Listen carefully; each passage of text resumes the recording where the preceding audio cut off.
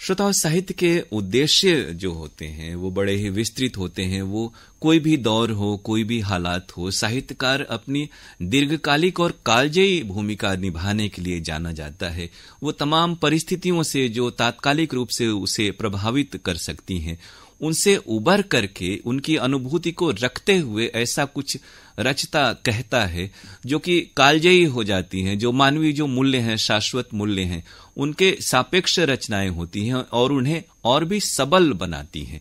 तो काशी और हिंदी साहित्य हम कहें तो एक बड़ी समृद्ध परंपरा यहाँ की रही है और आज के हालात में और जो वर्तमान स्थिति है उन संदर्भों को देखते हुए एक वरिष्ठ साहित्यकार के नाते प्रतिष्ठित पत्रिका सोच विचार के संपादक हमारे साथ हैं।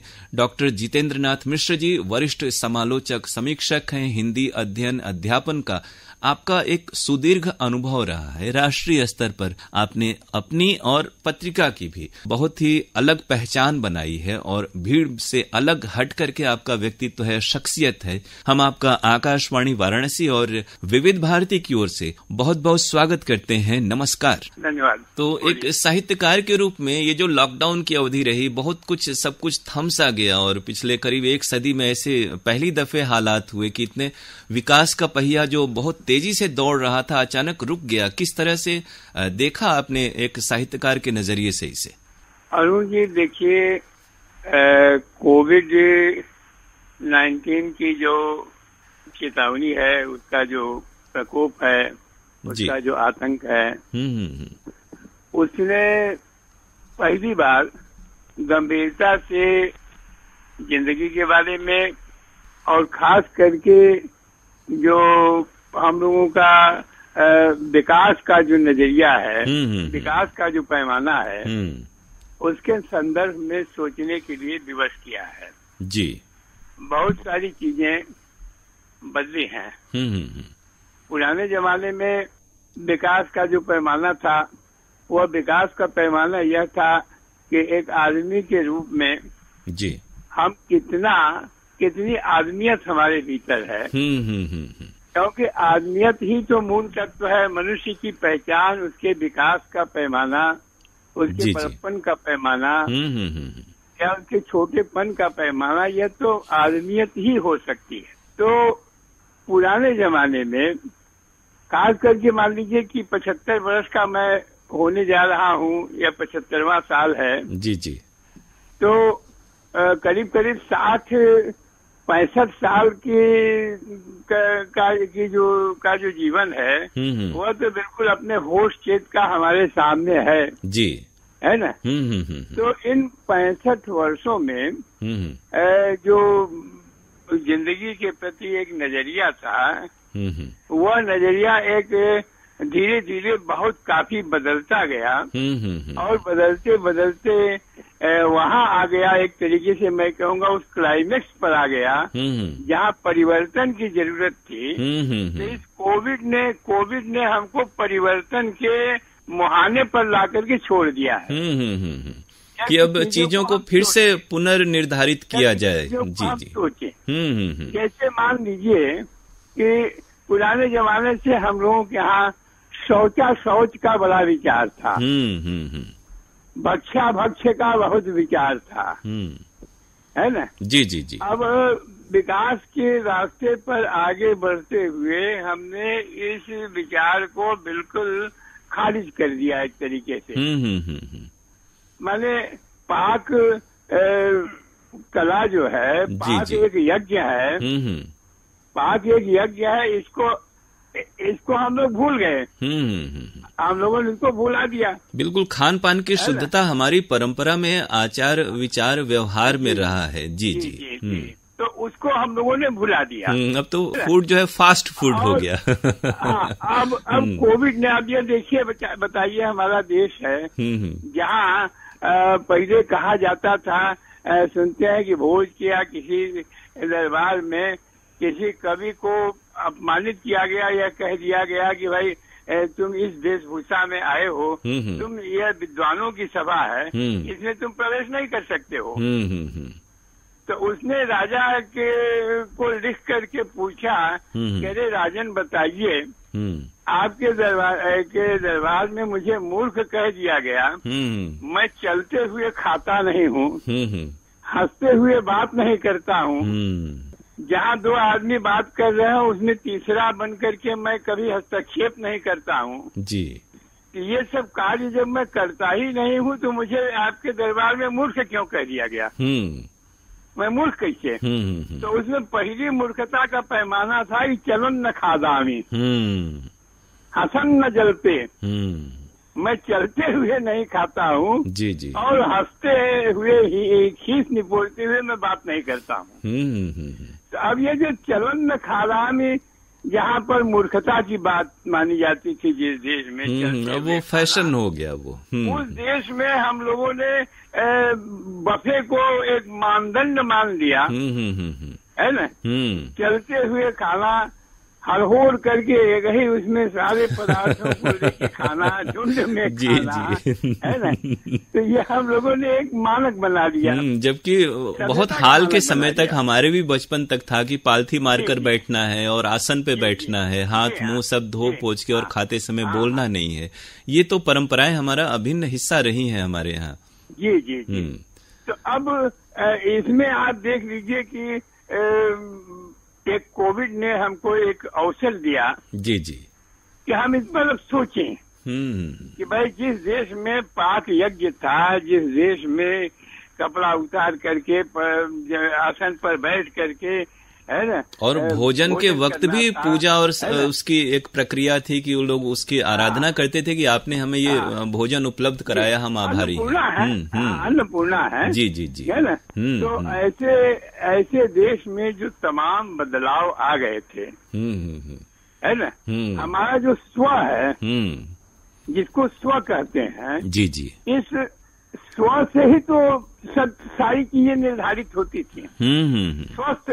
स्वस्थ का मतलब था स्व में स्थित। अगर हम अपने स्व में स्थित हैं तभी हम स्वस्थ हैं। ये परिभाषा है। जी जी। हाँ, लेकिन अब जो है वह जो स्व, धीरे धीरे वह स्व जो है वह बिलाता चला गया तमाम विस्तार के भीतर। विलासिता की चीजें, भौतिकता की चीजें जी में बिलाता चला गया। अब वह स्व अपनी भाषा में, स्व अपनी भूषा में, स्व अपने खान पान में, स्व अपने आचार विचार में, है ना, तमाम चीजों में, अपनी परंपराओं में, यह जो स्व था उस स्व को विस्तार करके जी जी, हम विस्तार की तरफ बढ़े और जो सारे संसार में है उसको हम कितना अपना सकते हैं, कितना दूसरों का नकल कर सकते हैं, इसी को हमने विकास का एक पैमाना माना। जैसा आपने शुरुआत में कहा था कि पहले व्यक्ति के आचरण से, उसकी विद्वता से उसके बड़प्पन का एहसास होता था। अब बड़ी बड़ी गाड़ियां और बंगले, ये जो भौतिकता की चीजें हैं, इनसे लगा कि ये आदमी बड़ा हो गया। तो इस सोच को एक झटका लगा और उसमें पुनर्विचार की जरूरत इस कोविड ने हमें इसका एहसास कराया। जी, वो चीज ही खत्म हो गई। आप समझिए कि 65 में हमारी शादी हुई। जी जी। तो उस 65 के समय में जिस आदमी को ससुराल से अगर एक तो किसी को साइकिल मिल जाता था और साइकिल में अगर हरकुलिस मिल गया किसी को, क्या बात है, तो वह धन्य भाग हो जाता था, दिखाता था कि ये हमारे ससुराल से मिली है। हाँ। रेडियो आपका एक मिल जाता था और वो रेडियो खास करके नेशनल एक्को वगैरह उस समय चला था, जो कैबिनेट वाला बड़का डंडा वाला। जी जी जी। जिसको मिल जाता था वो दिखाता था कि हाँ भाई ये इतना बड़ा रेडियो मिला है। हाँ। माने कहने का कि एक बहुत सामान्य वे में लड़के छनगन भी करते थे। कहा जाता था कि ये दहेज है और यह वह हल्ला भी होता था, लेकिन उस समय कितनी आदमी की इच्छा होती। सादगी सोचिए किस हद तक इच्छा का कितना विस्तार था। घड़ी, रेडियो, साइकिल, ये बिल्कुल शादी के ये ऐसे एक चिन्ह हो जाता था कि घड़ी, रेडियो, साइकिल है। लेकिन अब धीरे धीरे वह सारा हम लोग दहेज और तमाम चीजों की निंदा करते करते उस जगह पहुंच गए थे जहाँ की शादी के ताम झाम में इतना खर्चा होने लगा जितना इंजीनियर डॉक्टर बनाने में नहीं होता है, ये सही आपने पूरी प्रदर्शनी खाना की प्रदर्शनी सजा दो, है ना। अंग्रेजी भी है, दक्षिणी भी है, चाइनीज भी है, और पता नहीं कहाँ कहाँ की चीजें यहाँ से वहाँ तक सब सजा दो, और खिलाने का कोई भाव ही न हो। हाँ हाँ, ये भी बात है। हमारे यहाँ तो बिना पूछे कहे कोई अपने से उठा के खाने की आदत और परंपरा ही नहीं रही है। गांव में तो विजय होता था कि विजय हो गया यानी खाने पे चलिए, खाना तैयार है। आपका अतिथि खा रहा है कि नहीं खा रहा है, वो क्या कर रहा है, आपसे कोई मतलब नहीं, आपने छोड़ दिया उस प्रदर्शनी में। देखो, है ना। अच्छा, और मुझे तो इसका अनुभव हमेशा ही होता रहा। जी जी जी। इसलिए कि तमाम लोग बुलाते होंगे और वहाँ गए तो किसने बुलाया और कौन आया ये देखने वाला भी नहीं रहता है बहुत सारी जगहों पे। क्योंकि प्याज लहसुन खाते नहीं, इसलिए खान पान अपना जो है बहुत ही सीमित है। जी जी जी। तो यहाँ गए, निमंत्रण किया, उपस्थिति दर्ज कराई और चल दिए, है ना। तो कई उसको क्या मतलब, जिसने बहुत अधिक आग्रह किया, अरे भाई ठीक है, आप अपना काम देखिए, हम देख लेते हैं घूम। हाँ। अब उसको क्या पड़ी है कि वो देखे कि हमको पानियों मिला कि नहीं। हाँ। है ना। तो तमाम चीजें वाटर। अच्छा, वही पहले बड़ी बड़ी बारातों में भी लोगों के लिए दही और चीनी मीठा ये सब व्यवस्थाएं हो जाया करती थी। पहले घर में आप बनवाते थे ना। पहले तो हमारे घर 3-4 लड़कियों का विवाह हुआ, सब दरवाजे पर बारात आई, 2-2 दिन बारात रहते थे। हाँ, जनवासा। जी जी। छत पर, ऊपर छत पर पड़ोसियों के छत पर बैठा के काम चला लेते थे। मोहल्ले में किसी का बैठका है वहाँ टिका देते थे। अच्छा, उसमें भी तरह तरह के लोग आते थे कि हम फला चीज खाते हैं, तो उनके लिए वो चीज उपलब्ध कराई जाती थी बड़े आदर के साथ में। तो उसमें सब कुछ कर लेते थे। घर पर मिठाइयाँ, 5 तरह की मिठाइयाँ, पचमेल मिठाई। जी जी जी। मिट्टी के प्लेट में वो आदर के साथ दी जाती थी, और उस समय लोग 5 मिठाई खा भी लेते थे। हाँ। लेकिन ऐसा जमाना आ गया कि उसमें जो कॉलेज की कविता है ना कि water everywhere, not a drop to drink. हाँ, ये चारों तरफ पानी है, लेकिन एक बूंद पानी के लिए नहीं है। और लाखों लोगों के ये हालात है कि उन्हें मिठाई सिर्फ टूंग देना, जिसको कहते हैं कि वो टूंग लेते हैं, तो क्या है कि फला बीमारी हो गई है। अब तो कम से कम वो जमाना आ गया कि हमको नए सिरे से सोचना पड़ेगा इन चीजों पर। शादी हो, विवाह हो, मरनी हो, करनी हो, 50 आदमी के भीतर निपटा लेना है। जी जी जी। और बहुत सी शादियां इस दौर में हुई हैं, 5-8 लोगों के बीच में शादियां हुई हैं। जी। तो 50 के भीतर निपटावेंगे तो वह जो हार्दिकता जो पहले थी, जो आवश्यक अंग थी, जी जी, वह कहीं न कहीं लौट आएगी, थोड़ी बहुत वापसी होगी, लौट आएगी, और फिर आगे विस्तार होगा तो सही दिशा में होगा। ऐसा कोविड के समय में वर्तमान में तो लगता है कि कुछ न कुछ इन चीजों पर सोचना पड़ेगा। और अब हम लोग थोड़ा सा ये चर्चा कर लें कि आपका साहित्य से बड़ा गहरा जुड़ाव है, तो जो साहित्य के सामाजिक सरोकार होते हैं, पूर्व में भी कई महामारियां आई, प्लेग और हैजा वगैरह, तो उस दौरान भी बहुत सी रचनाएं हुई, और हमारे यहाँ तो आजादी का दौर हो या समाज सुधार का दौर हो, साहित्य ने बड़ी अहम भूमिका निभाई है। तो ऐसे कुछ रचनाकार रचनाएं जो आज के दौर में, जैसे कामायनी में भी प्रलय का जिक्र है, तो आज के दौर में कुछ साहित्यिक रचनाएं जो जिनके उदाहरण या जिनके बारे में चर्चा करके कि उनसे हम प्रेरणा ले सकते हैं, इस बारे में कुछ हम जानना चाहेंगे। भैया अरुण जी, देखिए, साहित्य तो जिंदगी से ही जुड़ा हुआ चीज है ना। जिंदगी के साथ साथ जिंदगी के समानांतर। जी जी। जैसे जिंदगी एक रचना है जिसको हम मानते हैं कि ऊपर वाले ने हमको भेजा और ये सब किया, जैसे वह रचयिता है, वैसे ही साहित्यकार के रूप में आप भी रचयिता है, साहित्यकार भी रचयिता है। जी जी, है ना। असारेस्मिन् संसारे कविरेकः प्रजापति यथास्मै रोचते विश्वम तथेदम परिवर्तते। जैसे ऊपर वाले ने संसार की रचना की, वैसे ही साहित्यकार ने जीवन की रचना की। सोचिए कितना बड़ा और बड़े दायित्व का एहसास ये पंक्ति कराती है। जीवन की रचना किया तो साहित्यकार भी रचता है, और जैसा उसको लगता है ये संसार, वैसा वो रचता है। वो विधाता की रचना से बंधा हुआ भी नहीं है, है ना, वो अपनी कल्पना की उसकी सृष्टि है। तो साहित्य में भी जैसे जिंदगी में छल छद्म घुस गया था, जिंदगी में बनावट जैसे घुस गई थी, जैसे कृत्रिमता घुस गई थी, जी जी, गलत मूल्य जैसे घुस गए थे, वैसे ही कहने की जरूरत नहीं है कि आधुनिक युग के साहित्य में भी ऐसे सारे मूल्यों का प्रवेश हो गया था। अवांछित घुसपैठ हो गई। जी जी। हाँ, तो साहित्यकार भी अपने दायित्व से धीरे धीरे हटता गया और कटता गया। जी जी जी, है ना।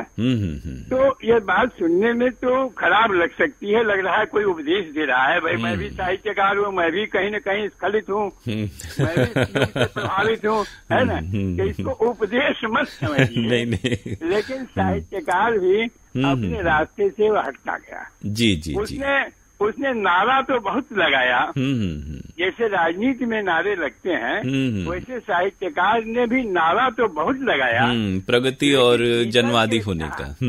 लेकिन भीतर के स्तर पर साहित्यकार के नाते एक जो बड़ा मनुष्य उसके भीतर है, हम साहित्यकार हैं इसलिए सामान्य आदमी की तुलना में हमारे भीतर कुछ ज्यादा आदमियत है, हमारे भीतर ज्यादा कुछ चिंतन है, बौद्धिक चेतना है, जी जी, कल्याण की ज्यादा भावना है ना, इसलिए हम साहित्यकार हैं। जी। तो साहित्य भी अपने इस बड़े दायित्व से मानवीय सरोकारों से थोड़ा बहुत हटता और कटता गया। और वह दौर आज ही कोविड के दौर में भी हमको तो हंसी आती है कि बहुत से लोग कहते हैं कि भाई इस समय में, कोविड के समय में, लॉकडाउन में हमने बहुत रचा। हम कोई कहता है कि हम 4 कविता रोज रचते हैं, सोचिए, हमने इतना कुछ किया, इतना उपन्यास लिख रहे हैं। अरे भाई कहाँ आप हैं, किस दुनिया में आप हैं? अगर आप साहित्यकार हैं तो इस बात को आप जान लीजिए कि कविता जो है वह दुख की अनुभूति से उत्पन्न होती है, यथार्थ दुख से नहीं। शोक की अनुभूति से कविता होती है।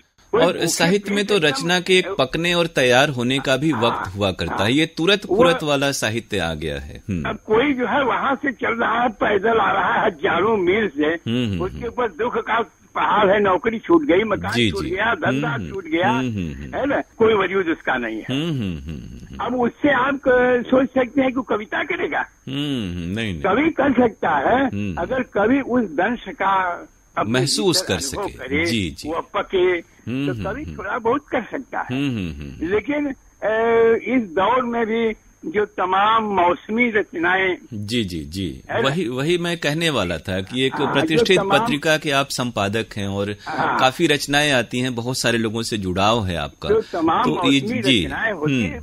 देखिए पत्रिका का तो एक धर्म है। हाँ। जैसे हमने भी अभी अप्रैल मई का जो अंक निकाला वो आपको मिला हो न मिला हो, जी जी जी, तो उसमें कोविड-19 के युग में के समय में लोगों का कैसा अनुभव है, लोग क्या सोच रहे हैं, ये सारी चीजें तो पत्रिका के निकालने में ये सारे फैक्टर होते हैं, है ना, सब कुछ होता है। लेकिन पत्रिका में जो हमने निकाल दिया वह सब स्तरीय साहित्य है, ये दावा मैं नहीं कर सकता हूँ, है ना। ये तो है, लेकिन थोड़ा सा एक वो तो होता है ना कि अगर आपके संपादन में पत्रिका निकल रही है तो उसका अनुपालन हो और हो रहा है बहुत। वो तो देखा जा सकता है, तो स्टडी की चीज है, इसलिए जो सामने है पत्रिका उसके बारे में मैं अपनी तरफ से क्या दावा कर सकता हूँ, है ना। तो माने कहने का कि जो मौसमी हिसाब किताब है, साहित्य है, मौसम का भी बड़ा महत्व होता है ना। तो ये कोरोना का मौसम है और सुबह से शाम तक 4 कविताएं कहने वाले भी लोग हैं, जी जी। अब उस मौसम के बाद उस गीत की अहमियत समाप्त हो जाती है, है ना।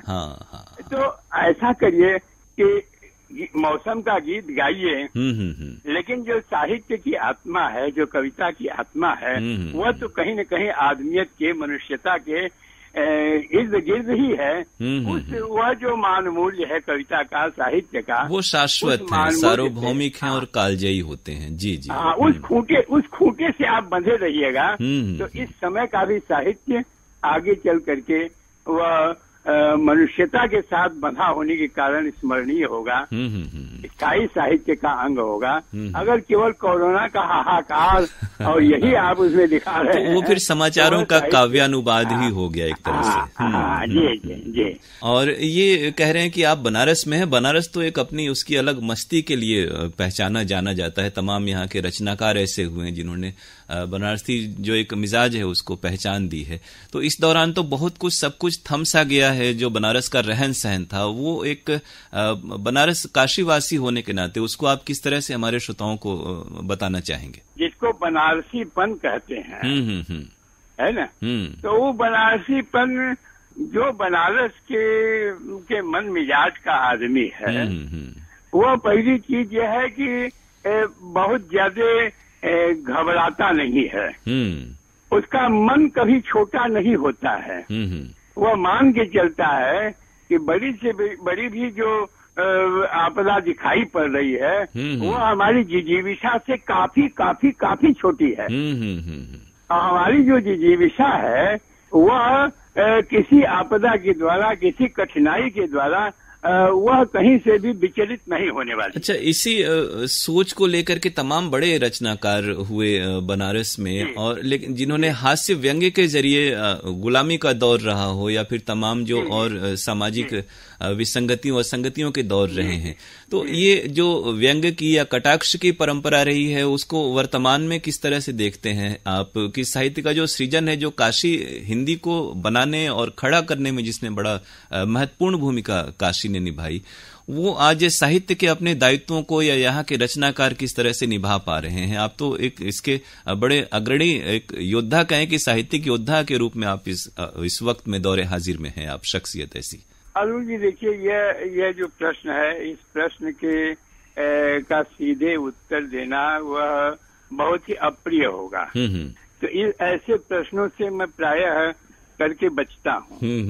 लेकिन असलियत यही है कि जो हास्य व्यंग्य है ना, हास्य है, वह हास्य तो साहित्य के 9 रसों में जिंदगी का एक अंग है जी। और उस रूप में एक रस हास्य है।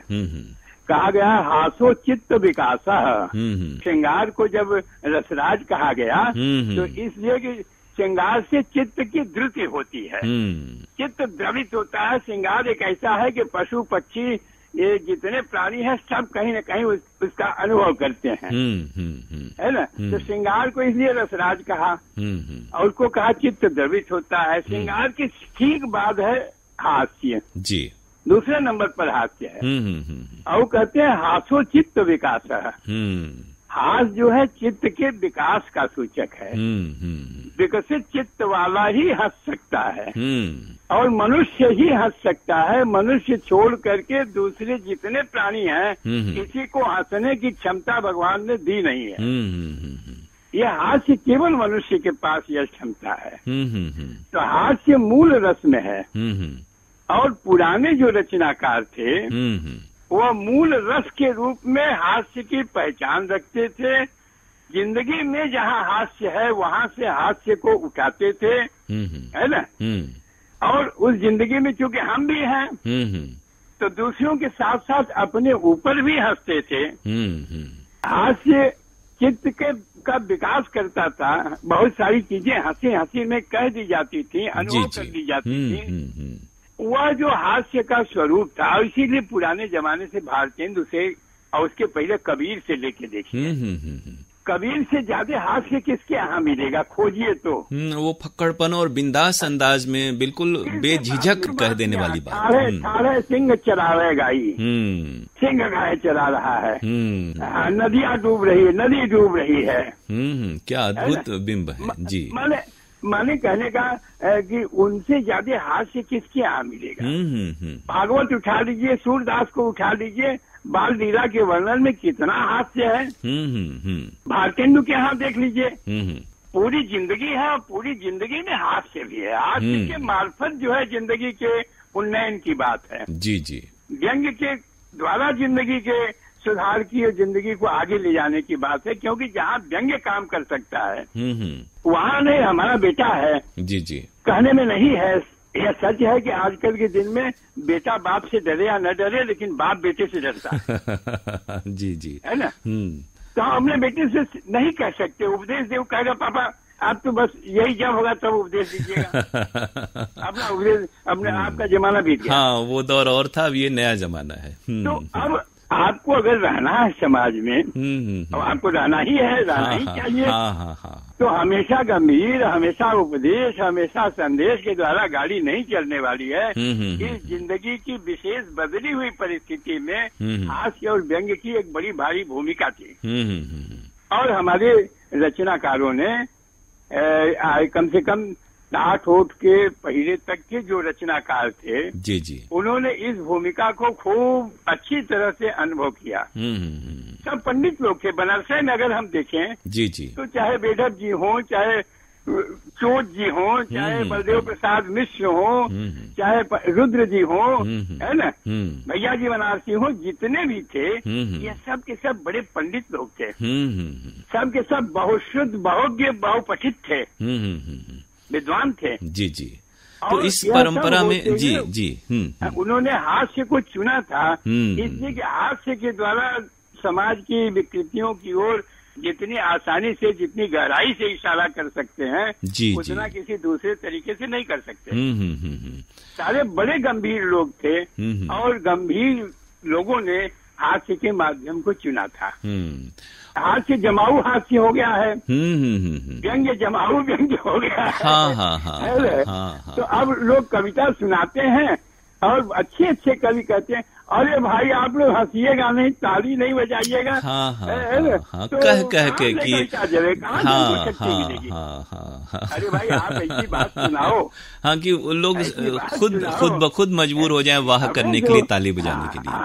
अभी मैं अभी मैं चोट जी की कविताओं का संकलन छप रहा है, उसका 1-2 महीने में छपने वाला है। जी जी। हाँ, तो उसको मैं देख रहा था कि बिल्कुल अपनी जिंदगी के जितने अनुभव हैं, डे टू डे की जिंदगी के भीतर जहाँ कहीं भी है, कभी रो रहा है, भीतर करुणा का जो असीम भंडार है, वह हास्य के रूप में फूट रहा है। क्या बात है। हास्य के भीतर, व्यंग्य के भीतर जो करुणा है, वह करुण तत्व अगर नहीं है, केवल जमाऊ मामला है, तो स्थायी महत्व का साहित्य कैसे हो सकता है। तो फिर भी हम सभी को आशान्वित और उम्मीद वाला होना चाहिए। तो वर्तमान हालात को देखते हुए काशी के साहित्य या साहित्यकारों पर, या हिंदी साहित्य एक बड़े फलक पर, कि साहित्य क्या समसामयिक विषयों पे, राजनीतिक सामाजिक मुद्दों पर किस तरह से अपनी भूमिका निभा पा रहा है साहित्य और साहित्यकार। देखिए, साहित्य और साहित्यकार वह कोई अलग तरह का प्राणी तो है नहीं, समाज का ही न प्राणी है। तो जैसे समाज के सारे जितने वर्ग हैं, सब में समझदारी आ गई, तो साहित्यकारों में भी वो समझदारी आ गई है। साहित्यकारों में भी भाई वह समय वाला, ये कैसे कहिएगा कि भाई अगर आपको कहीं साहित्य रचना पर ही आप अगर जीवित हैं, जी जी, तो आप अपने पेट का ख्याल न रखिए, पेट के लिए उद्यम न करिए, ये कैसे कहा जा सकता है। लेकिन बनारस की जो परंपरा रही है पुरानी, वो भारतेंदु की हो या कबीर की हो, जी, ऐसा है कि वो परंपरा कभी मरेगी नहीं। हाँ, वही मैं कह रहा हूँ। आपको दिखाई पड़ता होगी, अभी बहुत जीवित नहीं है। और सही बात है कि जो सत्य होता है, सत्य तो सीमित मात्रा में होता है ना, ये हर दौर में रहा है इस तरह, हर दौर में रहता जी है। जी जी। तो इसी में से प्रसाद निकलेंगे, इसी में से प्रेमचंद निकलेंगे, समय उसको फरियाएगा कि हाँ भाई इस दौर के कोरोना काल के ये प्रसाद ये निकले हैं, जी तो जी, उससे निराश नहीं होना चाहिए। बिल्कुल। तो बहुत अच्छी, उपयोगी और प्रेरक बातचीत आपसे हुई। इतने विस्तार से आपने साहित्य के विभिन्न पहलुओं पर प्रकाश डाला और हम आपके बहुत बहुत आभारी हैं। बहुत शुक्रिया। नमस्कार आपको। धन्यवाद।